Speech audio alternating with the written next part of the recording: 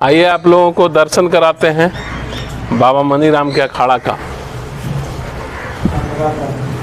जो बिहार से बाबा मनीराम किस तरह से मल्ल युद्ध करते थे उनका इसमें चित्र बनाया गया है। उस समय धर्म प्रचार हेतु अयोध्या के एक संत आए थे, बाबा मनीराम। भारत वर्ष में ऐसा है, पहला ये मंदिर है जो जिसमें लंगोट चढ़ता है। तो बाबा मनीराम जी जो है दीवार पे बैठ के दतमन कर रहे थे। अच्छा। तो उधर से जो है बाबा मखदूम साहब आए उनसे मिलने। और मखदूम साहब उस समय इस इलाके में रहा करते थे। बाबा का अखाड़ा था ही। मखदूम साहब बाघ पर आए तो बाबा ने दीवार को कहा कि चल चल रे दीवार। देखिए लिखा हुआ भी है इसमें, चल रे दीवार। और दीवार यहाँ से ब्रेक करता है और चलने लगता है मिलने के लिए। और ये जो मगध का क्षेत्र रहा है वो पराक्रम की भूमि रहा है। कहा जाता है कि यहाँ संत भी सिपाही के रूप में आए। आदिकाल से ही चाणक्य एक बड़े युद्ध की रणनीति बनाने वाले रणनीतिकार, वैसे ही बाद में देखिए हम लोग के यहाँ सिखों के 10वें गुरु गोविंद सिंह का जन्म इसी मगध क्षेत्र में हुआ। जब इस बंगाल के इस मगध क्षेत्र में 12वीं सदी में बंगाल था, इस क्षेत्र में जब बख्तियार खिलजी का आक्रमण हुआ था 1192-94 में, उस समय बख्तियार खिलजी ने यहाँ के तमाम उसको हिंदू भक्ति केंद्र कहिए, मंदिर कहिए, बौद्ध मठ को उसने बर्बाद करके छोड़ दिया। उस समय धर्म प्रचार हेतु अयोध्या के एक संत आए थे, बाबा मनीराम। कहा जाता है धर्मो रक्षति रक्षिता, जब हम धर्म की रक्षा करेंगे तो धर्म हमारी रक्षा करेगा।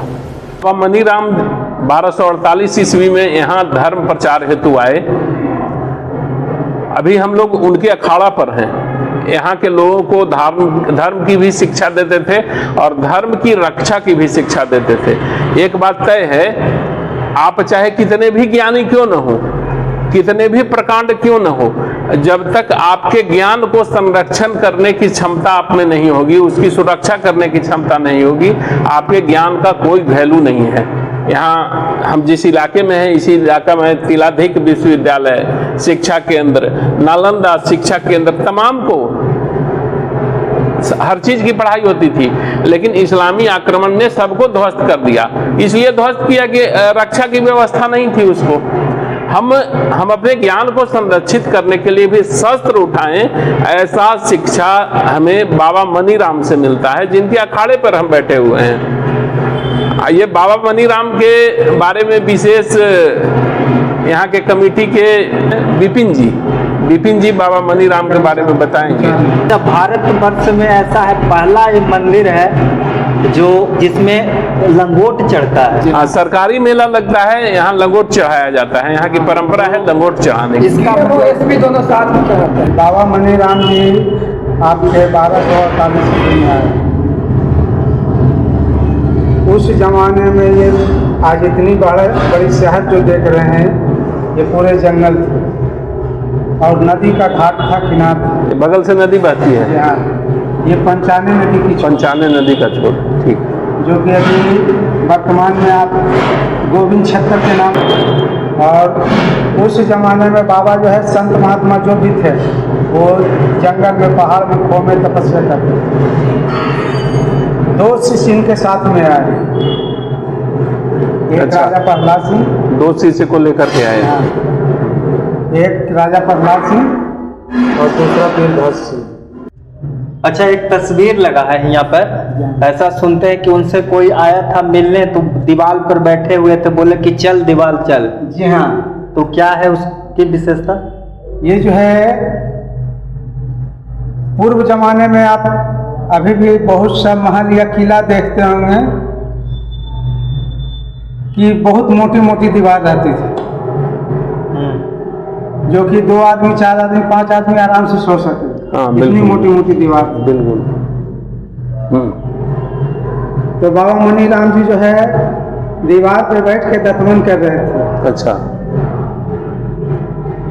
तो उधर से जो है बाबा मखदूम साहब आए इनसे मिलने। और मखदूम साहब उस समय इस इलाके में रहा करते थे, जो कि बड़ी दरगाह के नाम से जाना जाता है, बगल में ही है। बगल में।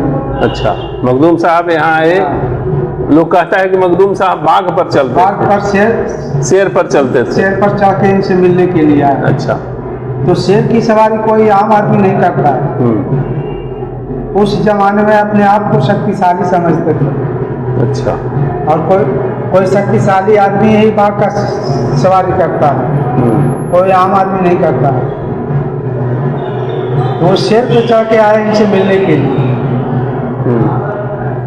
तो बाबा देखें कि ये तो खुद अंतर्यामी है, ये खुद ध्यान लगाए कि हमसे कोई मिलने के लिए आ रहा है। उनके स्वागत के लिए मेरे पास तो कोई सवारी है नहीं, दीवार को ही हुक्म दिए। और दीवार को ही हुक्म दिए कि चलो। हाँ, अच्छा। दीवार को ही हुक्म दिए, कहीं कि तुझमें शक्ति है रे दीवार, तो चल। दीवार भी चलने लगा। यहाँ पर दर्शाया हुआ है, मखदूम साहब बाघ पर आए तो बाबा ने दीवार को कहा कि चल चल रे दीवार। देखिए लिखा हुआ भी है इसमें, चल चल रे चल चल रे दीवार। और दीवार यहाँ से ब्रेक करता है और चलने लगता है मिलने के लिए। दोनों का मिलन हुआ। अच्छा। तो बाबा मनीराम जी और बाबा मखदूम साहब का दोनों का मिलन हुआ। तो बाबा मखदूम साहब कहते हैं कि आप जीते हम हारे। अच्छा, आप जीते। जी हाँ, बाबा मनीराम। बाबा में इतनी आध्यात्मिक शक्ति नहीं थी कि निर्जीव वस्तु को भी उछला दिए। वाह। और बाबा कहते थे कि स्वस्थ शरीर में ही जी हाँ, स्वस्थ मन का भी निवास होता है और हम धर्म कार्य भी कर सकते हैं स्वस्थ शरीर से। इसीलिए अखाड़ा चलाते थे बाबा।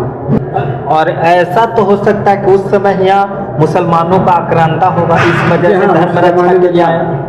मुस्लिम आक्रमण होते रहता था, इसलिए उस समय बाबा यहाँ आए थे और धर्म प्रचार प्रसार के लिए आए। और धर्म की रक्षा शक्ति से होती है, शक्तिहीन आदमी अपने धर्म की रक्षा नहीं कर सकता है। क्योंकि बाबा पराक्रम को प्राथमिकता दिए, धर्म करो लेकिन साथ साथ मजबूत शरीर रखो, तभी धर्म की रक्षा होगी, ऐसा बाबा ने बताया। और अयोध्या से यहाँ एक मतलब दीप लाया गया है 2012 में, जो हमेशा के लिए प्रज्वलित रहती है, छोटी छावनी से अखंड ज्योति जिसको बोलते हैं, जिसको बोला जाता है।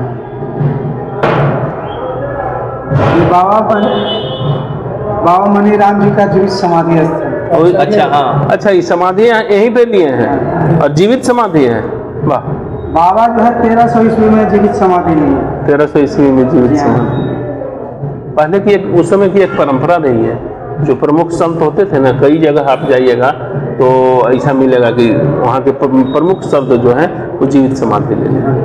कई जगह का, कई मठों का इतिहास है। तो बाबा मनीराम भी यहाँ जीवित समाधि, और उनके दो शिष्य थे वो बाबा मनीराम जी जो है जीवित समाधि लिए यहाँ पुनः कि हमको नीचे समाधि दे दो। हाँ, जीवित की समाधि लिए, शिष्य लोग दे दिए। उसके बाद जो है दो शिष्य यहाँ थे।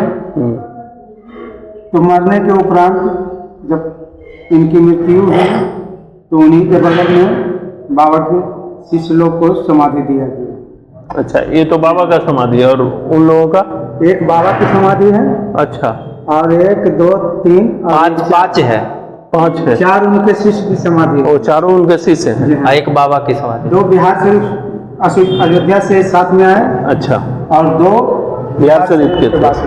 अच्छा, बिहार शरीफ अब नाम पड़ा है, उस समय उदंतपुरी था। उदंतपुरी इसका नाम था।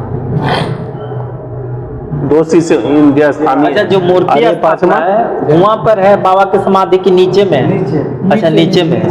हम लोगों को जानकारी होना चाहिए कि बाबा ने यहाँ पर जीवित समाधि दी। बाबा मनीराम का, और ये जो बाकी हैं उनके शिष्य का। अरे यहाँ सरकारी मेला कितना दिन का लगता है अभी? ये जो है आपका सरकारी मेला आपका 1 सप्ताह एक सप्ताह का। ये शुरू कब हुआ सरकारी मेला?